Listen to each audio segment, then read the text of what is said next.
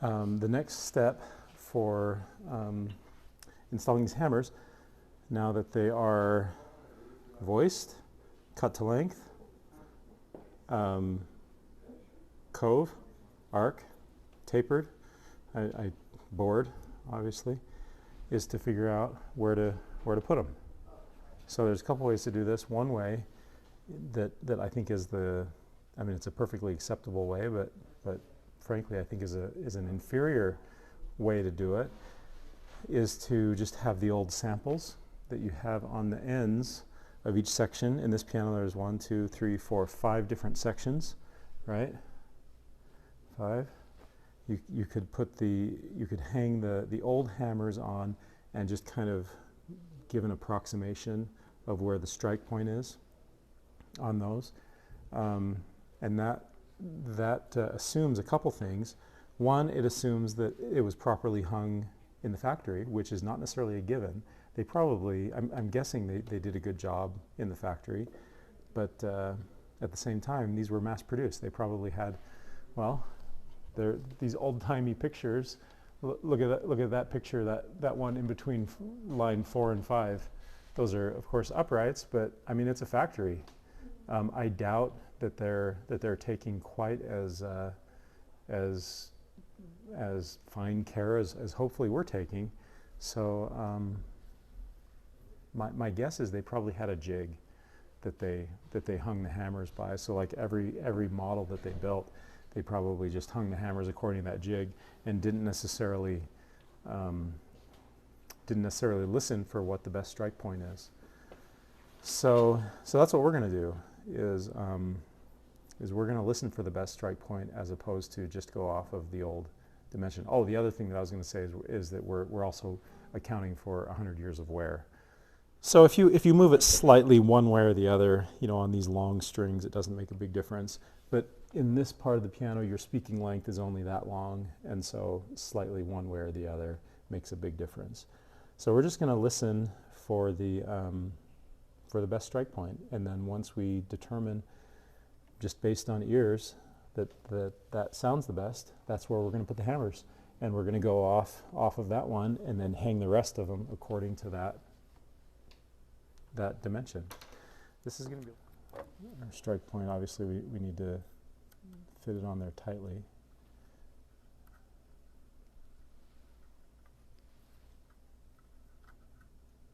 So this is why we need to move the action in and out several times. Well, kind of ruin that.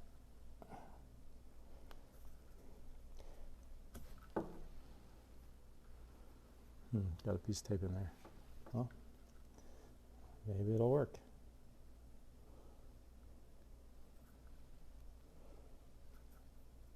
So these are the original shanks, right? Yes. Okay, so we're just gonna try it at the tip there, at the tip of the shank, and see if it's ideal, if it sounds good. Okay, can somebody go under there and push the damper tray up? I think that must be what it was, why it was so tight. Yep. Yeah, just push it up as high as it'll go.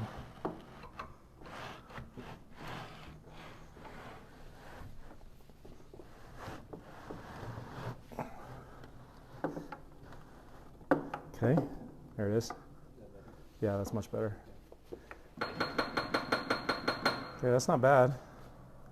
Right before I started this training, I tuned it up more or less. Just by plucking it and just by ear. I didn't use a thing. It doesn't have to be perfect, but it should be more or less in the right vicinity. Okay. Let's see. Grab a screwdriver out of here. So you can simulate moving the hammer back by lifting up the action like this with a screwdriver. So if you listen,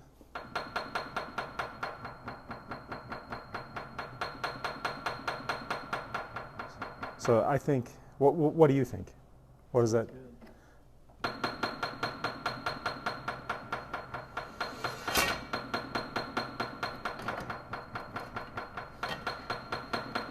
When it goes further back, it's touching the soundboard and like makes it quieter. Like, Is it touching the soundboard? Yeah, that's right there. It doesn't. Okay. Yeah. Yeah, I agree. As far as tone, it's it just makes it worse when you move it back. So we know that we're at least as far back as we want to go. So if I pull this out slightly, see if it makes things any better.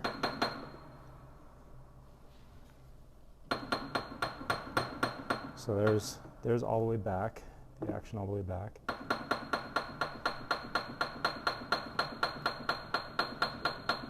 That's slightly forward.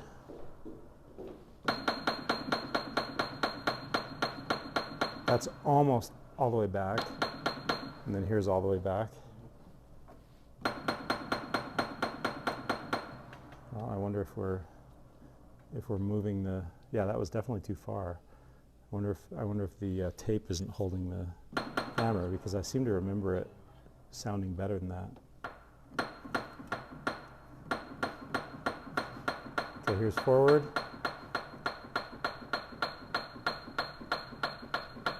Okay, now there it thins out too much.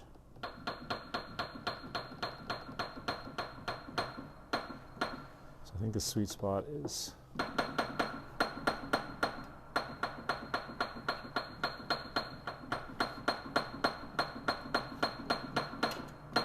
what do you think? Is that about right? Okay. So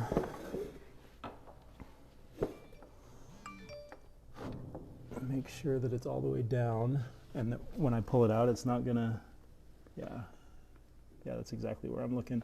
I'm looking just to make sure that the hammer, because the action is totally out of, oh, hey, David. The action is totally out of regulation. So sometimes that hammer can be slightly too high when things are totally out of regulation. And if you don't check first and you pull it forward when things are way out, it'll snap the thing off. So just, it looks good though. So I'm gonna make sure that I'm not touching the right there.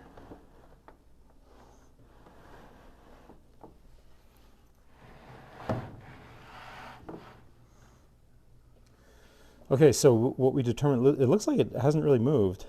So what we determined is we actually liked the tone better when it was slightly forward, like ever so slightly forward. So let's just try that. So now it's hard to see with that tape that I got stuck on top. But anyway, the way I had it before is I had it so that the top of the shank was basically flush with the hammer, and now if you can see carefully, in spite of all the tape, there's a little bit of a nub sticking out. Okay, so now let's experiment with that. Square that.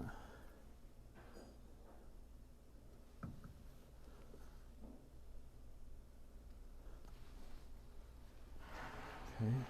Just to confirm, because we're making 88 decisions based on this one. So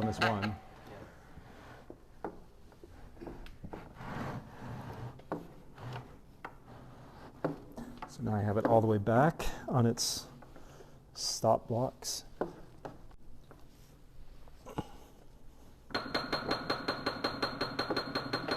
Sounds okay. Okay, let's experiment a little bit. So going back a little further. Okay, that kind of died. That's good. What do you think?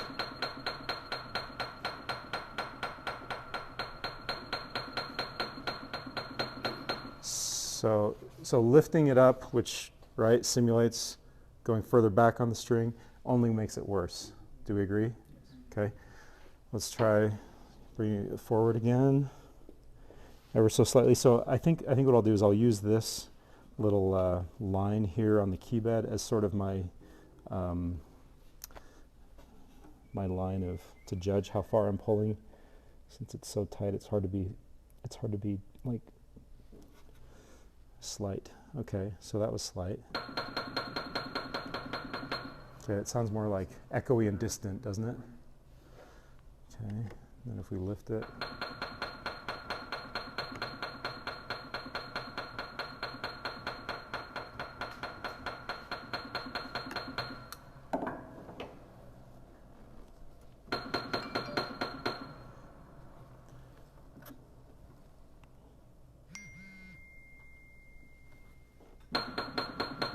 That's kind of interesting.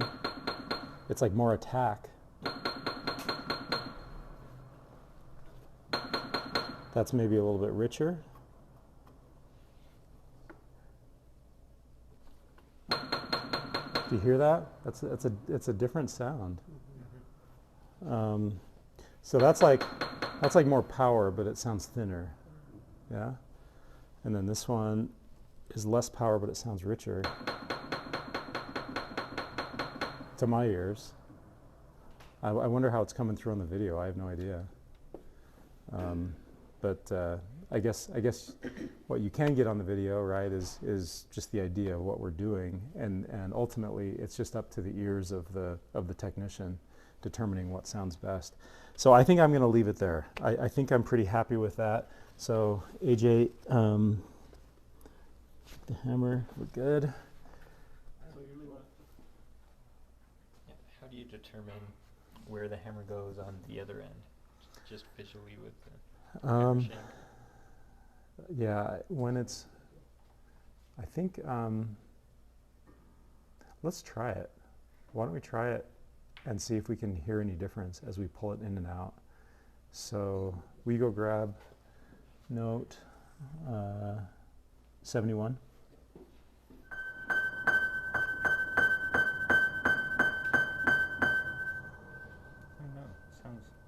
Different. I like it back just a little bit. I liked it back just a little bit. It was a little bit. It seems to fuller. me like how it sounds now is kind of similar to the other one, how it like had more attack when it was back a little bit. And then when it goes back a little bit more, Mike was saying that Back a little bit more, it's maybe more similar. it sounds to a little that bit tone. fuller. Yeah. I agree. Yeah. I agree. Okay, so we can deal with that in a couple of ways. Either we can change the angle of the hammer, because there's a lot of play in there, right?